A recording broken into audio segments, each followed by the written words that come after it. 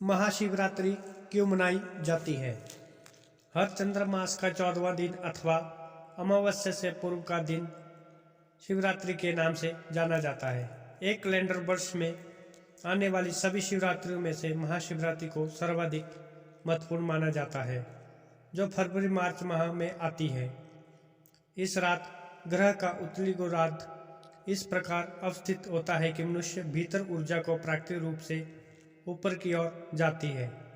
यह एक ऐसा दिन है जब प्रकृति मनुष्य को उसके आध्यात्मिक शिखर तक जाने में मदद करती है। इस समय का उपयोग करने के लिए इस परंपरा में हम एक उत्सव मनाते हैं जो पूरी रात चलता है। पूरी रात मनाए जाने वाले इस उत्सव में इस बात का विशेष ध्यान रखा जाता है कि ऊर्जाओं के प्राकृतिक प्रभाव को उमड़ने का पूरा अवसर मिले। आप अपनी रीढ़ की हड्डी को सीधा रखते हुए निरंतर जागते रहते हैं। महाशिवरात्रि का महत्व। महाशिवरात्रि आध्यात्मिक पथ पर चलने वाले साधकों के लिए बहुत महत्व रखती है। यह उनके लिए भी महत्वपूर्ण है जो पारिवारिक परिस्थितियों में है और संसार की महत्वाकांक्षाओं में मगन है। पारिवारिक परिस्थितियों में मगन लोग महाशिवरात्रि को शिव के विवाह के उत्सव की तरह मनाते हैं। सांसारिक महत्वाकांक्षाओं में मगन लोग महाशिवरात्रि को शिव के द्वारा अपने शत्रुओं पर विजय पाने के दिवस के रूप में मनाते हैं। परंतु साधकों के लिए यह दिन वह दिन है जिस दिन वे कैलाश पर्वत के साथ एकात्म हो गए थे।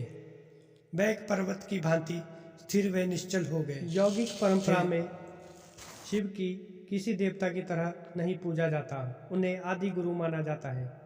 पहले गुरु जिनसे ज्ञान उपजा, ध्यान के अनेक सहस्त्र शताब्दियों के पश्चात एक दिन में वे पूर्ण रूप से स्थिर हो गए। वही दिन महाशिवरात्रि का था। उनके भीतर की सारी गतिविधियां शांत हुई और वे पूरी तरह से स्थिर हुए। इसलिए साधक महाशिवरात्रि को स्थिरता की रात्रि के रूप में मनाते हैं।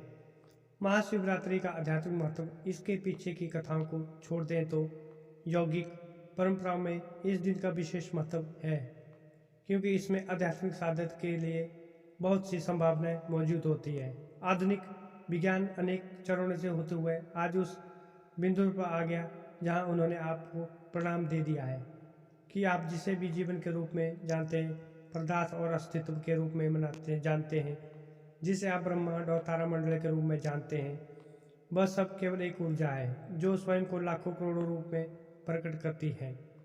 यह वैज्ञानिक तथ्य प्रत्येक योगी के लिए एक अनुभव से उपजा सत्य है। योगी शब्द से तात्पर्य उस व्यक्ति से जिसने अस्तित्व की एकात्मता को जान लिया है।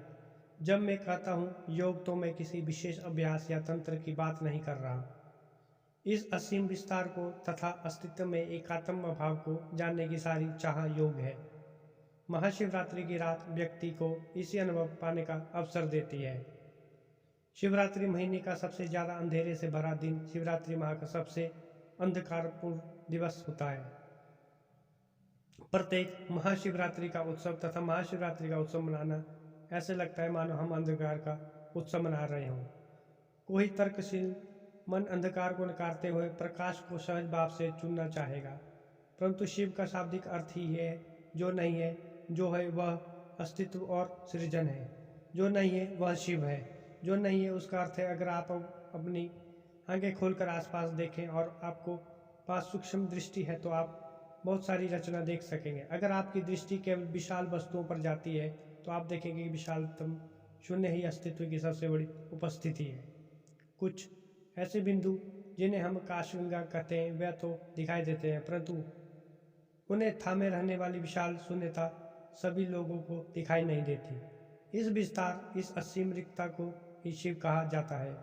वर्तमान में आधुनिक विज्ञान ने भी साबित कर दिया है कि सब शून्य से ही उपजा है और शून्य में ही विलीन हो जाता है। इसी संदर्भ में शिव यानी विशाल रिक्तता का शून्यता को ही महादेव के रूप में जाना जाता है।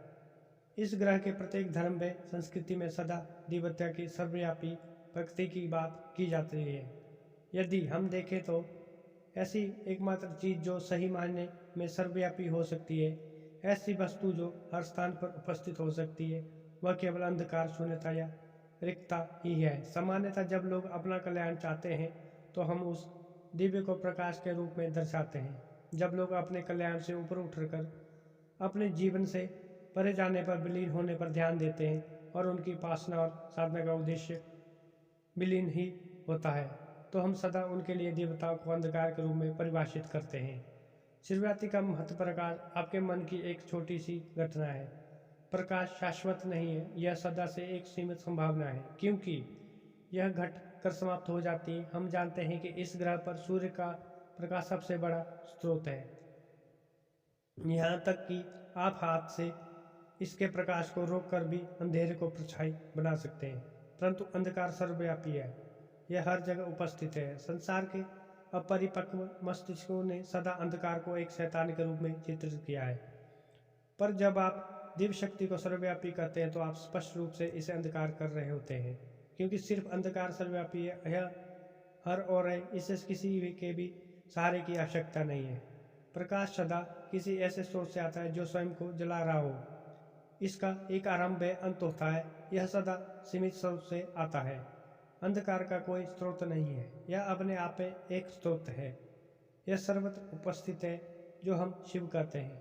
तब हमारा संकेत अस्तित्व की उस असीम रिक्तता को और होता है। इसी रिक्तता की गोद में सारा सृजन घटता है।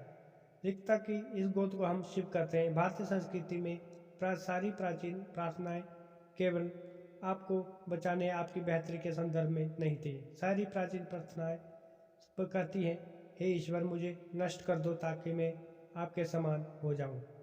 तो जब हम शिवरात्रि कहते हैं कि माँ का सबसे अंधकारपूर्ण दिन है, तो यह एक ऐसा अवसर होता है कि व्यक्ति अपनी सीमितता को विसर्जित करके सृजन के उस असीम स्रोत का अनुभव करे जो प्रत्येक मनुष्य के बीज के रूप में उपस्थित है। महाशिवरात्रि जागृति की रात।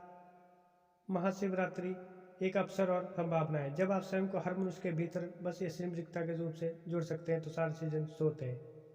एक और शिव संहारक लाते हैं और दूसरी ओर वे सबसे अधिक करुणामयी है।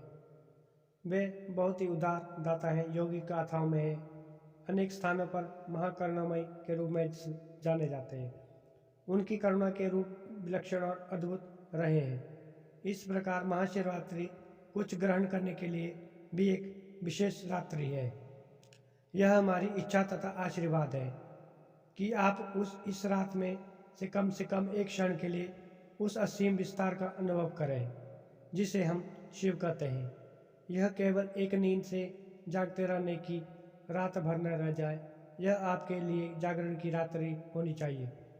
चेतना व जागरूकता से भरी एक रात होती है। आपको हमारी कहानी कैसी लगी जरूर बताएं।